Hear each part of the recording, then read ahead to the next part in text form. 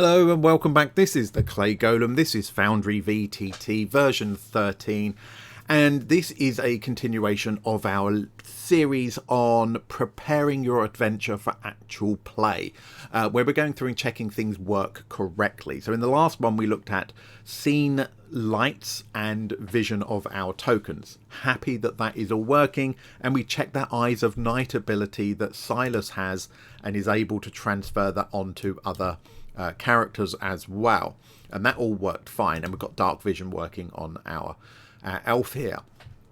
Alright, so what we now need to do, and again remembering that we should be focusing first as a priority on the experience of our players. Okay, because if we hit any technical blitz and things don't quite work smoothly, we want that to be our problem as the DM, not the player's problem. Smooth as silk for the players wherever possible. So that's where we should concentrate. We're going to start at the top of our list here, and we're going to start with Lorelei, who is an elven sorcerer. So we've got a bunch of kit. We've got daggers and like crossbows, unarmed strike. We've got different types of crossbow bolt.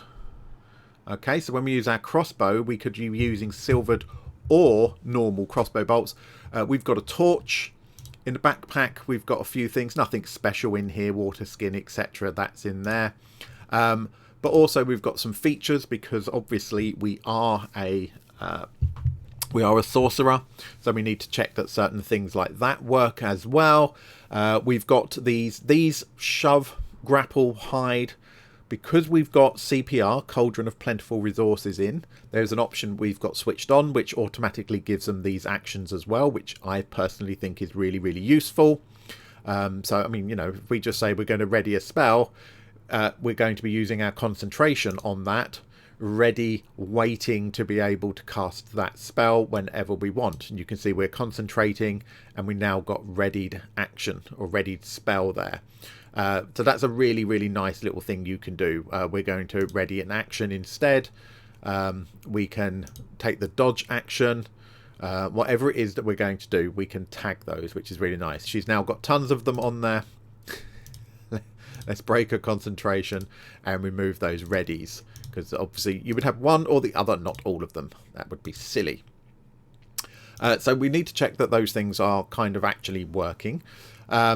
And then, of course, we've got her spells and stuff like that. So we're just going to go through each of those and make sure that when the character tries to use them, they work properly. Now, the ideal way to do this is to log in as a player and do it as the player, because then you get the true player experience with everything working. Okay, now I'm not going to do that because trying to do split screens and stuff like that for a video is a bit of a nightmare, but trust me, once I've been through all of this, I will be repeating the process logged in as the players to be able to do that.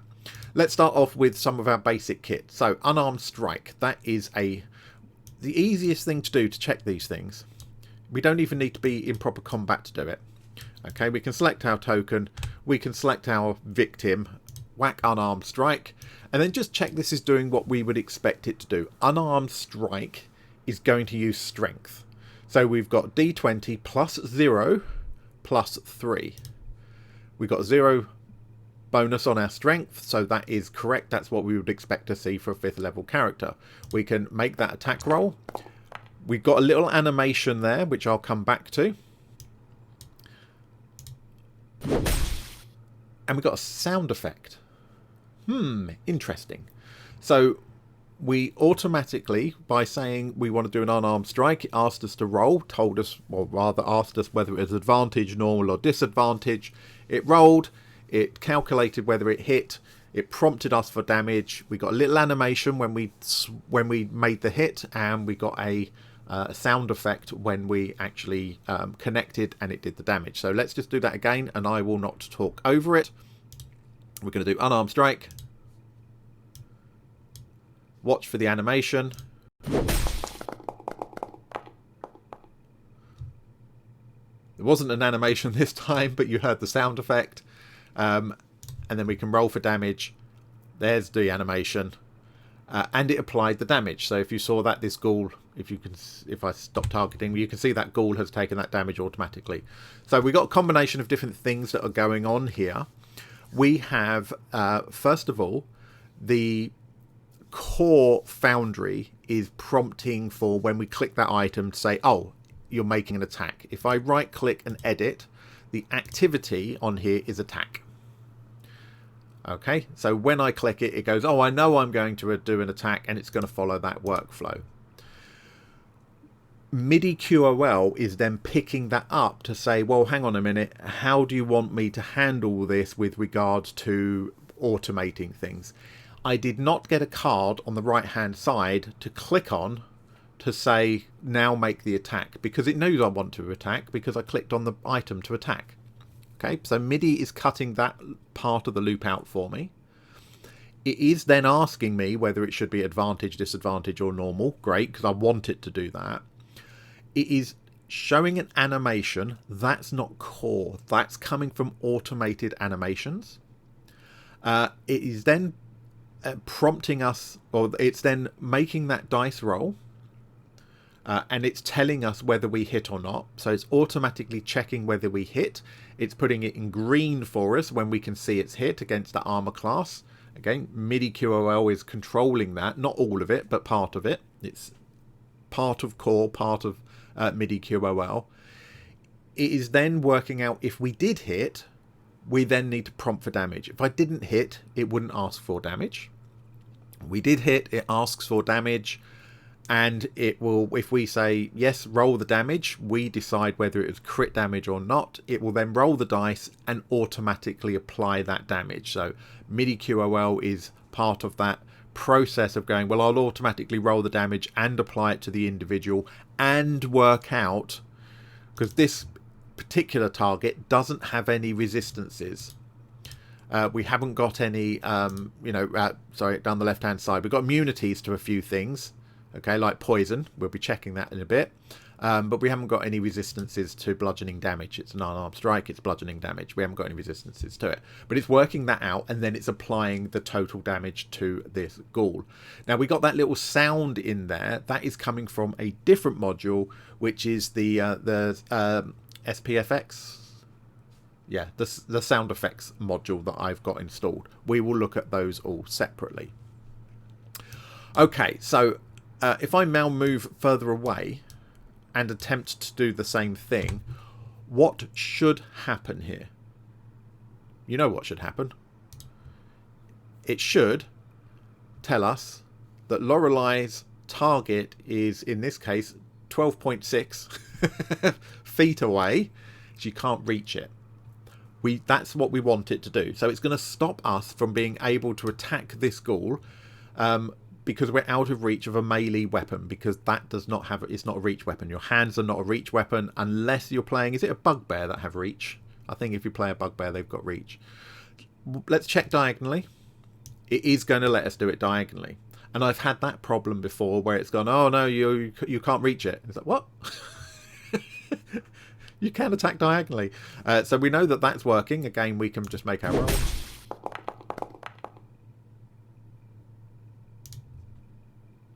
So from a DM point of view, you can see how MIDI QOL is making that really smooth. Okay, I am clicking what I want, and then I'm just saying advantage or not advantage, and then I'm just hitting damage. If that's the case, it does everything else magically for me, which is really, really nice. That's what we want. Like I say, I'm going to do MIDI QOL in a further module. Let's look at that little, the automated animations for that fist swinging motion. So if I go to game settings and go to configure settings, this is automated animations that's doing this. Now there are a number of things. You can turn it off if you want to. You can disable automatic recognition. So it comes preloaded with a whole bunch of animations. I didn't do anything to set up that punch. Okay, that's an automatic one there. If I don't want to use those, I can turn it off and just say only do animations for specific things I set up if I wanted to. And you might want to do that. You might want to only have, I don't know, epic attacks or something that, you know, particular weapons or particular spells that do it. It's up to you. I have mine on. It does have a global delay, so it's leaves a small delay before it starts doing the animation. That's fine. asks you where your JB2A assets are. So this is using graphics that come from JB2A, either the free version or the patron version. Bearing in mind the difference between those two is the free version is a certain size pack, the patron version is the same pack and then with a lot of additional things on, so you've got more options. That's the difference. Okay, so they've all got the same content in, patron's just got lots more. Disable melee and range switch. So disables the melee animation switch to range animation. If you want to turn things off, I don't turn any of those off. Template grids on hover. I don't have that on. Gambits controls my grids for me basically. Enable UI animation. We don't want debugging. Play attack animations on damage rolls only. So we saw that fist going anyway, whether I hit or not, that would play. I can decide to only have the animations if I hit. You can do that, fine. You can have specific critical hit animations that happen. So if it's critical hit, you get this. Yep, if you want to. Actually, having this switched on makes no difference whatsoever because I've got nothing in there. Absolutely fine. But if I did have that on, what it means is if I make a critical hit, it would also play this additional animation if I wanted it. I don't have that on. The most important part that we actually are interested in is this launch menu. Okay, and I did a video on this quite a while ago, so it's back in the archives, over a year ago, I think. So you can go watch a more detailed video on it, because even though we've changed versions and things like that, this is working the same. Just look at how many things are already set up to be animated in here. Loads of them, loads of different weapons and stuff. Now, bearing in mind that across the top we are on that first tab for melee. There's also all the ranged, there's the on token effects, there's templates, there's auras, there's preset ones, and active effects. We are under melee, and if I scroll all the way down, I will find unarmed strike, and I can just expand this one. The way this works is the weapon I'm using is called unarmed strike. It then looks in here and says, can I find a melee thing called unarmed strike? Does it match? Yes, it does match. Then do this animation. This is really, really useful because I can rename Lorelei's unarmed strike to something else and give it a completely separate animation from everybody else's unarmed strike. And when I say rename it something else, it doesn't have to be anything complicated. It could just have a capital L in brackets after it, and it would do the best match. It would be the best match unarmed strike unless I made an additional one. So we're just looking at this one here. I can preview this. That's the animation we've got at the moment. Pow. Note that we have source animations, okay, that we can turn on and off. We have our primary animation, which is on anyway, a secondary animation, and a target animation. Now for this, we don't need all of those, but for a lot of spells, you may want a animation for when the spell is cast, an animation for when the spell travels, and an animation for when the spell hits. You can do all of those. Yeah, you can do all of those if you want to. We're only interested in this one at the moment. So we've got, so you notice that this is, because this is a default one, it's picking a weapon type, unarmed strike, physical, yellow, but this is pulling a custom one in here at the moment. That's the way that is set up. If I turn off custom, okay, I can change this. I might change that to blue. So look at our preview here. I can change it to the blue one. I might want dark red. I might want orange. So depending on what you want, you can customize this. Now I've got physical here. We can make it magical one. Pow.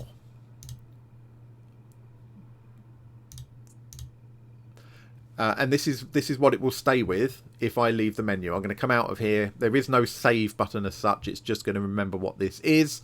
So it's going to be able to just go, oh, that's what you're doing. Now the yellow one, that was the default.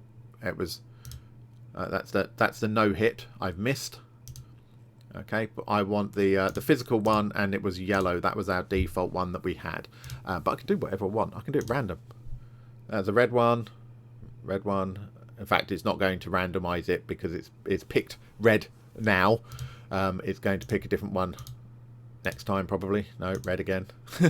But you can change it to whatever you want it to be for your game. Absolutely fine. And like I say, if we created a Lorelei specific one, we could have Lorelei's being dark red, we could have Grey's one being dark purple. We can change it however we want to do that to meet our themes. Are you going to bother doing that? Probably not. Probably not for something like Unarmed Strike, because how often does that realistically get used? If you've got a monk in the party, then you might want to customize it specifically for that monk. But I wouldn't spend too much time on that. I'm going to just put this back to default here. We will look at this in more detail when we look at some of the other ones. So that's where that animation's coming from. What about that sound effect? Okay, so if we go back into here and we go down to our PSFX, you will notice that PSFX, which is Perry's sound effects, are not doing a huge amount. So do we want to disable the info card and what's the default location modules? Okay, so it's not doing anything for us. Why is that? Because it works with automated animations. If I go back to this menu, get rid of those in the background just to make our life a little bit clearer. We've got sound as one of the options on our Unarmed Strike, and this is what we are picking from. Okay, so I'm just clicking the musical note there to get it to play that sound effect. So the automated animations will handle sound effects wherever you get them from. It's just PSFX has a whole library of them, which is great. And we can go to File Picker and we can pick different versions of it. Which one have we got in there? We've got Bludgeoning, Swing, Impact, Blunt 2. They've got some names, haven't they? Let's pick number 1. Slightly different. Pick Swing Multiple.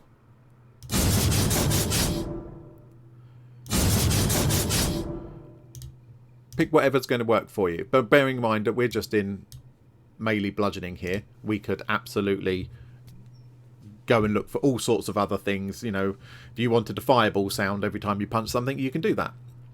Brilliant. So that's how we're doing that. So that's really, really quite simple. And while we're testing our various items through here, we're going to want to decide if we like the animation it's got, whether we want to change it, take it off. If it hasn't got one, put one on. We want a sound effect. And again, you do not have to go to this level. What you don't want is to have sound effects that don't match the action and animations that don't match the action and leave them on for your players. By default, it should be fine. If by default, if it hasn't got a good one, it won't have any at all. Right. Sidetracked, but we need to continue going through our items and checking that they're going to work. So we're going to throw, we're out of range, we're going to throw a dagger. We know that it will check range for us because we've seen that we couldn't do an unarmed strike from a distance. So if we do a dagger throw, note that this is giving us a +3/+3 because it is automatically using our dex bonus of +3 here because it knows it's going to be at range. Right. The dice rolled right over it. You may have seen the knife that flicked past. Get out of the way, you. So it threw a knife. We got a throwing animation, and now we get to roll our damage, which is going to be quite a significant amount of damage for this ghoul. Once again, we can check this ghoul and just say, no, you don't have any resistances to piercing damage or bludgeoning from the unarmed strike. It's taken his damage automatically. Happy with that. If we close range and we do the same thing again, is it going to default to strength? It is not. It is still using +3 dexterity. Why is that? And this is a rules thing. This is not a Foundry thing. If we just check the item, it's a finesse item, which means we can use strength or dexterity.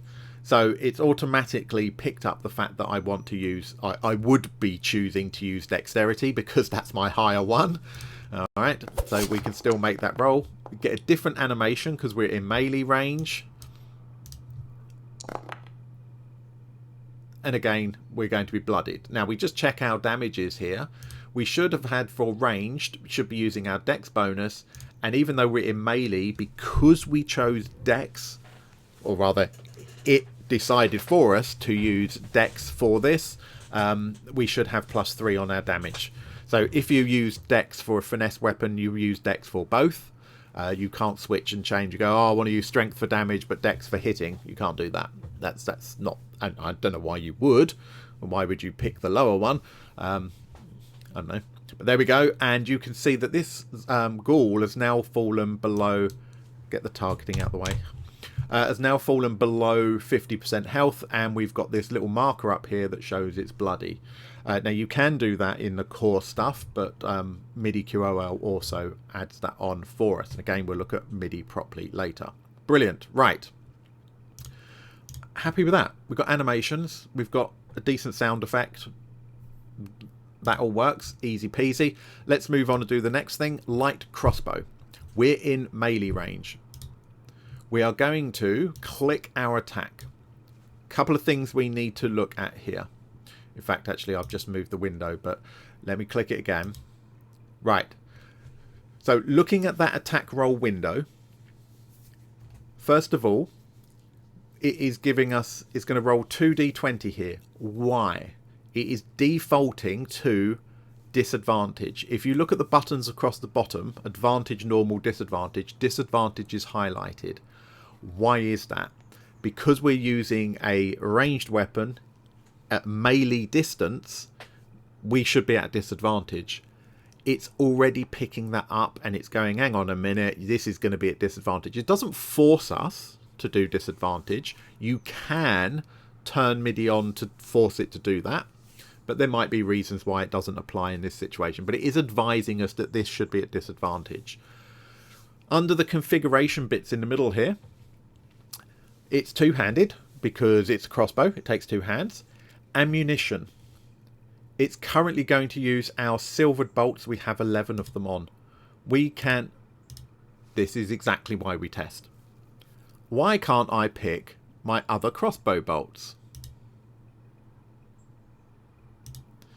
Let's make that roll. Nice. We're now going to do our damage. And this has rolled 10 damage for us. But it didn't use any of our crossbow bolts. Did it use a normal crossbow bolt? We're down to 19. I'm going to move distance. We now shouldn't be at disadvantage. I'm going to try that again. I'm not sure if you saw that came up with that. We can choose silvered or choose nothing. If I choose nothing... Nice. It's not lowering the number of crossbow bolts we got. So it's allowing us to fire our crossbow without using ammunition. Now, it's very, very much up to you whether you want to have that as a thing. Do you consume ammunition or do you not bother? Totally your choice. Now, straight away, I'm a bit annoyed because this hasn't worked as smoothly as I want, but this is exactly why we test stuff. Right, so I'm going to do that again, and I'm going to use silvered bolts deliberately, and I want to see if it will reduce my silvered bolts. I've currently got 11. Make my attack roll. I don't care whether I hit or not.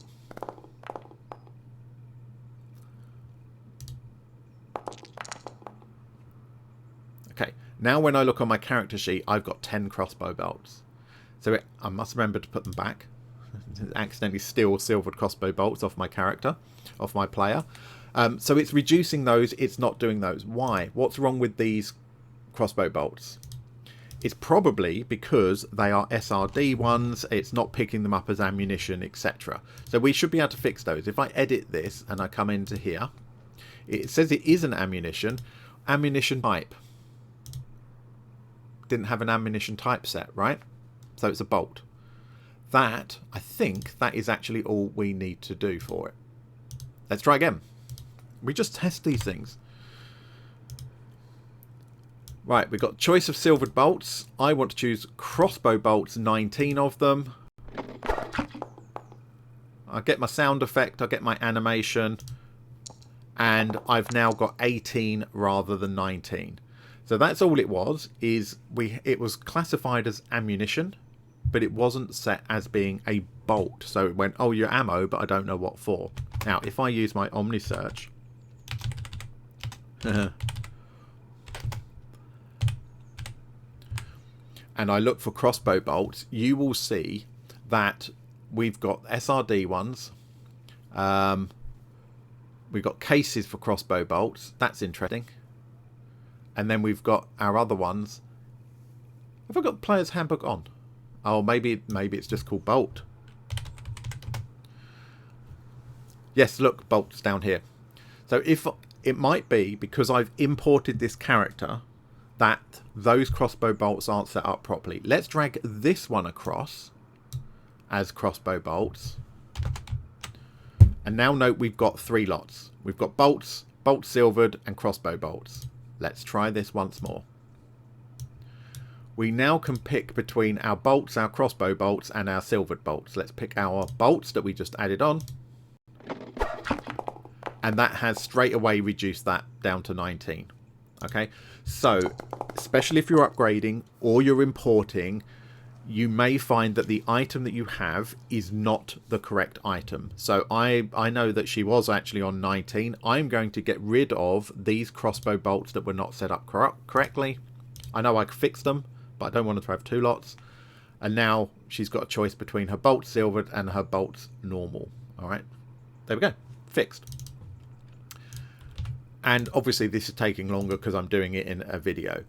So we have now worked with her unarmed strike, her dagger, and her light crossbow. This is the process. Just make sure it works. Of course, for a campaign such as Curse of Strahd, you're going to do this at the beginning, and then you don't need to do it again. All right.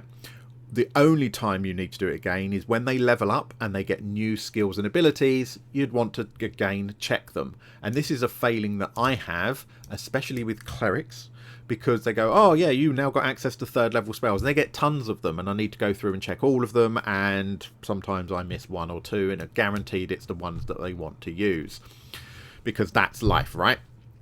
Okay, so what else have I got on here that I want to check? I'm going to check torch. So let's make this dark. Go to our lighting. We're going to make it nighttime. We know that Lorelei has dark vision. Okay. So she is going to be able to see. There we go. We've got her dark vision aura here. What if she wants to light a torch for other people to be able to see? If I click on torch, I get this pop up. Would I like to use your torch? I can throw it or I can light it. I'm going to light it. I get this little animation, and you can see that that is now lit. I have a coloured area where the torch is lighting stuff, and then outside of that my dark vision is kicking in. So that is working perfectly. Now I know what you're going to say is like, how the hell did you do that? Where did that come from? This is Gambit's pre-made torches. And the same for his lanterns, and we'll check lanterns when we get to them as well. So this is one of the reasons why I really like Gambit's stuff, is this works beautifully. And this torch is one of my favourites. If I click torch again, it will now ask me what I want to do. Do I want to extinguish it or do I want to throw it? If I want to throw it, I can throw it over there. Whee! There we go. And it's now going to light up that area around there. It's cool, isn't it? It's really cool. And it just works really seamlessly. Now, if I move over here, can I pick that torch up again? It's become an item pile for me. So, yeah, I can pick that up again. I haven't given myself permissions to do that. That's another thing that we will look at. That's not a problem. We'll sort that out. Yeah, now I've just moved it as a token. Must remember to give Lorelei back her torch. Thank you very much. But there we go. So we just click it. Would I like to light it or throw it? Well, I can throw it not lit, or I can light it. If I click on torch again, I can, instead of throwing it, I can choose to extinguish it. and it changes all the lighting and does that automatically for us. So it's really, really nice thing to do. So we have checked her basic weapons. They're all good. And we've checked her torch. Now, when we get to another character who's got a dagger or a light crossbow, do we need to check them as well? Probably not. I would, because it's really simple to do. What I would be looking out for is that thing about the crossbow bolts, because we've already encountered that as a problem. I don't think Gray's got a crossbow. No, he's got javelins. I think we've got another light crossbow here. We've got Lorelei. Lorelei had crossbow bolts. Olwen has bolts. So these look like these are the correct ones. But again, we can check that, except she can't see anything. Let's target whatever that is, and we can use that light crossbow. It is automatically going to make me do this at disadvantage. You see it's highlighted because she can't see it. She hears it. She knows it's kind of there. But here we go. We've got our silvered bolts and our bolts, so we can select here. We didn't see the animation because it's in the dark, and we missed our target, and we did indeed lose a bolt by doing that. So this will all work absolutely beautifully, no problem, because she's got the right bolts. So that's the kind of thing that we need to test and check. All right, this video is starting to get a little bit long, so I'm going to stop this one here. But we'll be back in the next video where we will continue going through Lorelei's stuff and we'll start looking at spells. But it's going to be very similar to what we've just done. Does it do what we want? Do we get the right animations? Are we happy with those animations and any sound effects we've got with them? If not, we're going to tweak them and change them and just make sure all her spells work as expected. We are going to include things like poison spray against this ghoul who is immune to poison, because we want to check that those things are working as well. Okay, right, I will see you in the next video.